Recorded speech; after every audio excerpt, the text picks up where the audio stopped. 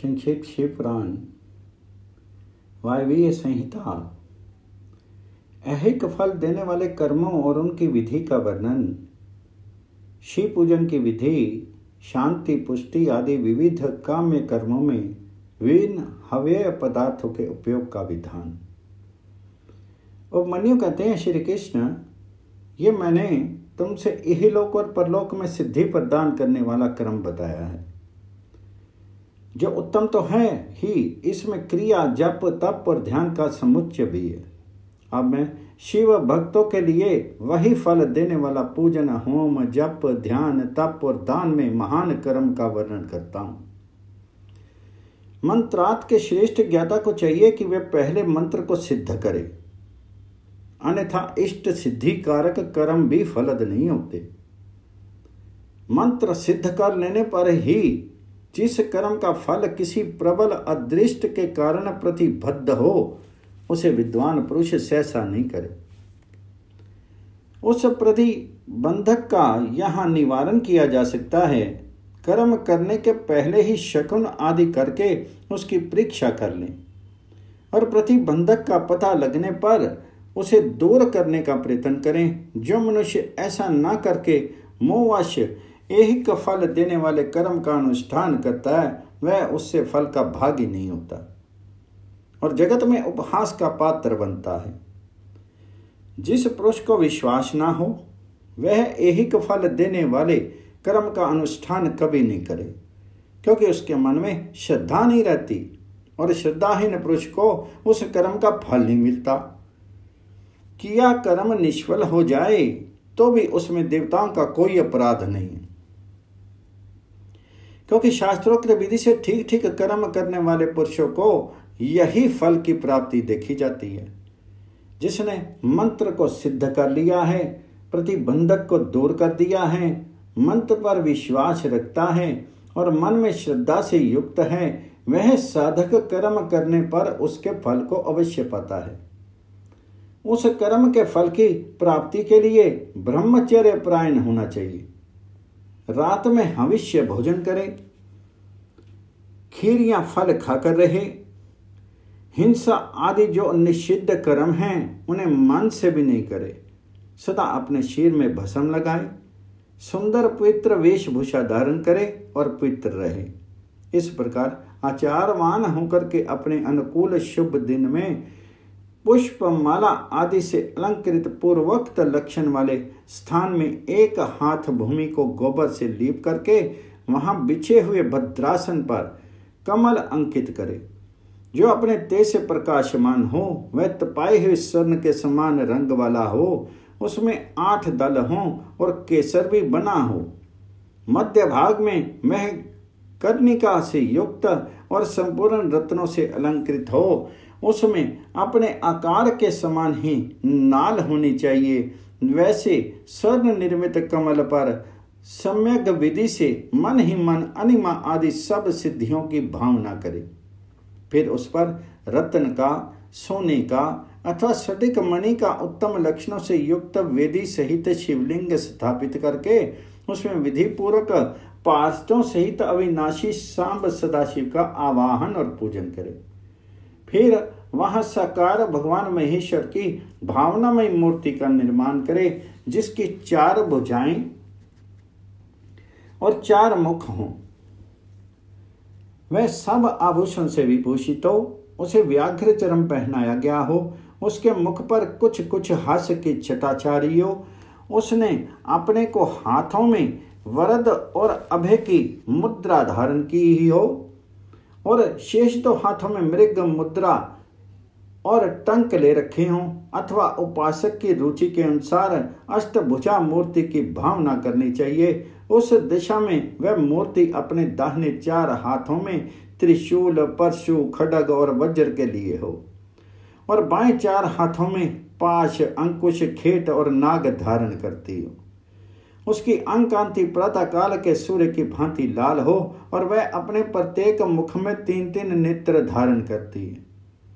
उस मूर्ति का पूर्ववर्ती मुख सौम्य तथा अपनी आकृति के अनुरूप कांतिमान है। दक्षिणवर्ती मुख नील मेघ के समान श्याम और देखने में भयंकर है। उत्तरवर्ती मुख मूंगे के समान लाल है और सिर की नीली अलकें उसकी शोभा बढ़ाती हैं। पश्चिमवर्ती मुख पूर्ण चंद्रमा के समान उज्ज्वल सौम्य तथा चंद्रकलाधारी है। उस शिव मूर्ति के अंक में पराशक्ति महेश्वरी शिवा आरूढ़ है। उनकी अवस्था 16 वर्ष की सी है। वे सबका मन मोहने वाली है और महालक्ष्मी के नाम से विख्यात है। इस प्रकार भावनामय मूर्ति का निर्माण और सक्रियकरण करके उससे मूर्तिमान परम कारण शिव का आवाहन और पूजन करें। वहां स्नान कराने के लिए कपिला गाय के पंचगव्य और पंचामृत का संग्रह करें। विशेषतः चूर्ण और बीज को भी एकत्र करें। फिर पूर्व दिशा में मंडल बना करके उसे रत्न चूर्ण आदि से अलंकृत करके कमल की कर्णिका में ईशान कलश की स्थापना करें। तत्पश्चात उसके चारों ओर संध्योजात आदि मूर्तियों की कलशों की स्थापना करें। इसके बाद पूर्व आदि 8 दिशाओं में क्रमशः विद्येश्वर के 8 कलशों की स्थापना करके उन सबको तीर्थ के जल से भर दे और कंठ में सूत लपेट दे। फिर उनके भीतर पितृ द्रव्य छोड़ करके मंत्र और विधि के साथ साड़ी या धोती आदि वस्त्र से उन सब कलशों को चारों ओर से आच्छादित कर दे।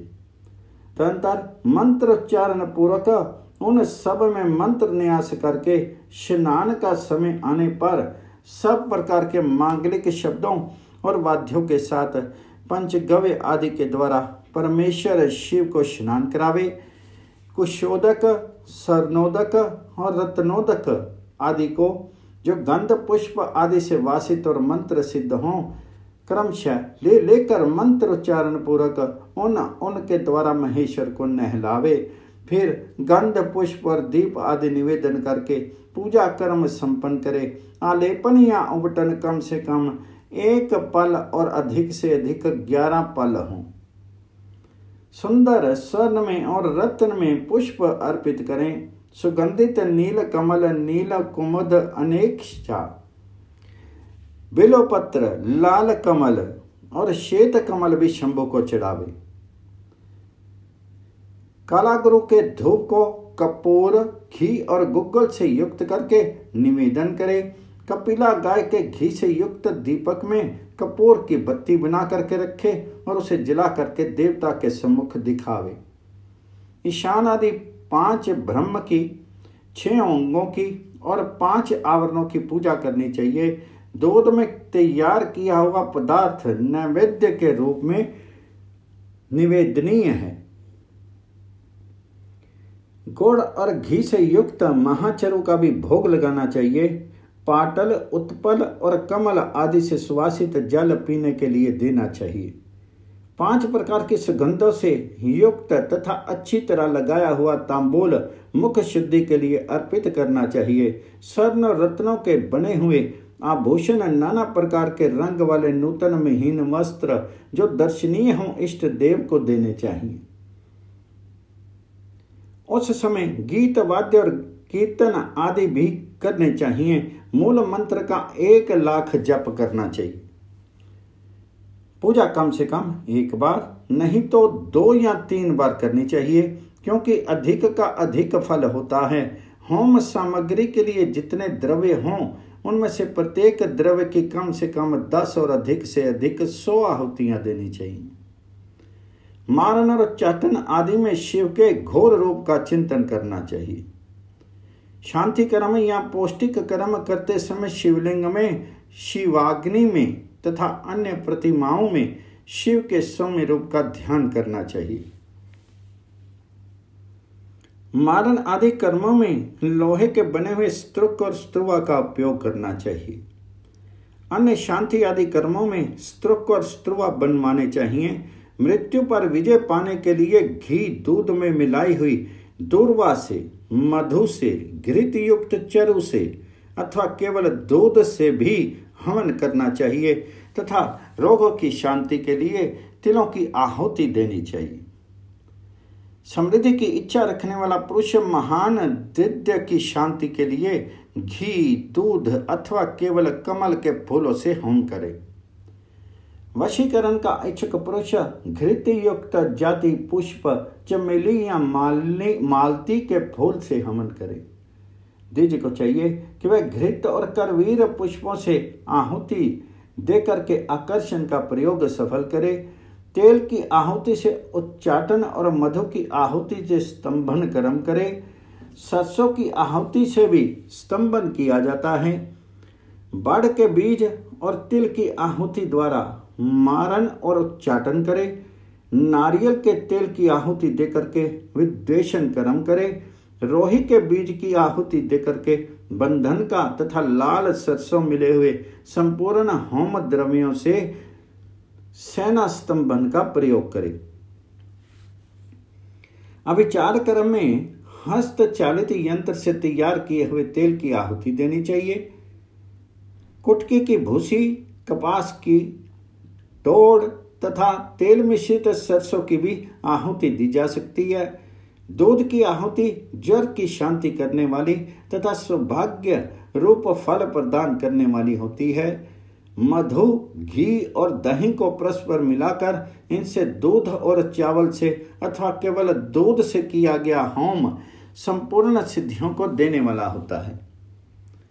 7 समिधा आदि से शांतिक अथवा पौष्टिक कर्म भी करे। विशेषता द्रव्यों द्वारा होम करने पर वश्य और आकर्षण की सिद्धि होती है। बिल पत्रों का हवन वशीकरण तथा आकर्षण का साधक और लक्ष्मी की प्राप्ति कराने वाला है। साथ ही वह शत्रु पर विजय प्रदान कराता है। शांति कार्य में पलाश और खैर आदि की समिधाओं का होम करना चाहिए। क्रूरतापूर्ण कर्म में कनेर और आग की समिधाएं होनी चाहिए। लड़ाई झगड़े में कटीले पेड़ों की समिधाओं का हवन करना चाहिए। शांति और पुष्टि को विशेषता शांत चित्त पुरुष ही करे। जो निर्दयी और क्रोधी हो उसी को अभिचारिक कर्म में प्रवृत्त होना चाहिए, वह भी उस दशा में जबकि दुर्अवस्था चरम सीमा को पहुंच गई हो और उसके निवारण का दूसरा कोई उपाय नहीं रह गया हो। आताताई को नष्ट करने के उद्देश्य से अभिचारिक कर्म करना चाहिए। अपने राष्ट्रपति को हानि पहुंचाने के उद्देश्य से अभिचारिक कर्म कदापि नहीं करने चाहिए। यदि कोई आस्तिक, परम धर्मात्मा और माननीय पुरुष हो, उससे यदि कभी आताताई का कार्य हो जाए तो भी उसको नष्ट करने के उद्देश्य से अभिचारिक कर्म का प्रयोग नहीं करना चाहिए। जो कोई भी मन, वाणी और क्रिया द्वारा भगवान शिव के आश्रित हो उसके तथा राष्ट्रपति के उद्देश्य से भी अभिचारिक कर्म करके मनुष्य शीघ्र पतित हो जाता है। इसलिए कोई भी पुरुष जो अपने लिए सुख चाहता हो अपने राष्ट्रपालक राजा की तथा शिव भक्त की अभिचार आदि के द्वारा हिंसा नहीं करे। दूसरे किसी के उद्देश्य से भी मारन आदि का प्रयोग करने पर पश्चाताप से युक्त होकर के प्रायश्चित करना चाहिए। निर्धन या धनवान पुरुष भी बाणलिंग, नर्मदा से प्रकट हुए शिवलिंग, ऋषियों द्वारा स्थापित लिंग या वैदिक लिंग में भगवान शंकर की पूजा करे। जहां ऐसे लिंग का अभाव हो वहां स्वर्ण और रत्न के बने हुए शिवलिंग में पूजा करनी चाहिए। यदि स्वर्ण और रत्नों के उपार्जन की शक्ति ना हो तो मन से ही भावनामय मूर्ति का निर्माण करके मानसिक पूजन करना चाहिए अथवा प्रतिनिधि द्रव्यों पर शिवलिंग की कल्पना करनी चाहिए। जो किसी अंश में समर्थ और किसी अंश में असमर्थ है वह भी यदि अपनी शक्ति के अनुसार पूजन कर्म करता है तो अवश्य फल का भागी होता है। जहाँ इस कर्म का अनुष्ठान करने पर भी फल नहीं दिखाई देता वहाँ 2 बार 3 बार उसकी आवृत्ति करें। ऐसा करने से सत्ता फल का दर्शन होगा। पूजा के उपयोग में आया हुआ जो स्वर्ण, रत्न और उत्तम द्रव्य हो वह सब गुरु को दे देना चाहिए तथा उसके अतिरिक्त दक्षिणा भी देनी चाहिए। यदि गुरु नहीं लेना चाहते हों तो वह सब वस्तु भगवान शिव को ही समर्पित कर दे अथवा शिव भक्तों को दे दे। इनके सिवा दूसरों को देने का विधान नहीं है। जो पुरुष गुरु आदि की अपेक्षा न रख करके स्वयं यथाशक्ति पूजा संपन्न करता है, वह भी ऐसा ही आचरण करे। पूजा में चढ़ाई हुई वस्तु स्वयं ना ले। जो मूढ़ लोभवश पूजा के अंगभूत उत्तम द्रव्य को स्वयं ग्रहण कर लेता है, वह अभीष्ट फल को नहीं पाता। इसमें अन्यथा विचार नहीं करना चाहिए। किसी के द्वारा पूजित शिवलिंग को मनुष्य ग्रहण करे या ना करे, ये उसकी इच्छा पर निर्भर है। यदि ले ले तो स्वयं नित्य उसकी पूजा करे अथवा उसकी प्रेरणा से दूसरा कोई पूजा करे। जो पुरुष इस कर्म का शास्त्रीय विधि के अनुसार ही निरंतर अनुष्ठान करता है, वह फल पाने से कभी वंचित नहीं रहता। इससे बढ़कर के प्रशंसा की बात और क्या हो सकती है। तथापि मैं संक्षेप से कर्म जनित उत्तम सिद्धि के महिमा का वर्णन करता हूं। इससे शत्रुओं द्वारा अनेक प्रकार की व्याधियों का शिकार होकर के और मौत के मुंह में पड़कर भी मनुष्य बिना किसी विघ्न बाधा के मुक्त हो जाता है। अत्यंत कृपण भी उदार और निर्धन भी कुबेर के समान हो जाता है। कुरूप भी कामदेव के समान सुंदर और बूढ़ा भी जवान हो जाता है। शत्रु क्षण भर में मित्र और विरोधी भी किंकर हो जाता है। अमृत विष के समान और विष भी अमृत के समान हो जाता है। समुद्र भी स्थल और स्थल भी समुद्रवत हो जाता है। गड्ढा पहाड़ जैसा ऊंचा और पर्वत भी गड्ढे के समान हो जाता है। अग्नि सरोवर के समान शीतल और सरोवर भी अग्नि के समान दाहक बन जाता है। उद्यान जंगल और जंगल उद्यान हो जाता है। शूद्र मृग सिंह के समान शौर्यशाली और सिंह भी क्रीड़ा मृग के समान आज्ञापालक हो जाता है। स्त्रियां अभिसारिका बन जाती हैं, अधिक प्रेम करने लगती हैं और लक्ष्मी सुस्थिर हो जाती है। वाणी इच्छा अनुसार दासी बन जाती है और कीर्ति गणिका के समान सर्वत्र गामिनी हो जाती है। बुद्धि स्वेच्छा के अनुसार विचरने वाली और मन हीरे को छेदने वाली सुई के समान सूक्ष्म हो जाता है। शक्ति आंधी के समान प्रबल हो जाती है और बल मत गजराज के समान पराक्रमशाली होता है। शत्रु पक्ष के उद्योग और कार्य स्तब्ध हो जाते हैं तथा शत्रुओं के समस्त सुहृदगण उसके लिए शत्रु पक्ष के समान हो जाते हैं। शत्रु बंधु बांधों सहित जीते जी मूर्त के समान हो जाते हैं और सिद्ध पुरुष स्वयं आपत्ति में पड़कर भी अरिष्ट रहित संकट मुक्त हो जाते हैं। अमृत सा प्राप्त कर लेता है। उसका खाया हुआ अपथ्य भी उसके लिए सदा रसायन का काम देता है। निरंतर रति का सेवन करने पर भी वह नया सा ही बना रहता है। भविष्य आदि की सारी बातें उसे हाथ पर रखे हुए आंवले के समान प्रत्यक्ष दिखाई देती हैं। अनिमा आदि सिद्धियां भी इच्छा करते ही फल देने लगती हैं। इस विषय में बहुत कहने से क्या लाभ। इस कर्म का संपादन कर लेने पर संपूर्ण कामार्थ सिद्धियों में कोई भी ऐसी वस्तु नहीं रहती जो अलभ्य हो। अध्याय 32 बौद्ध।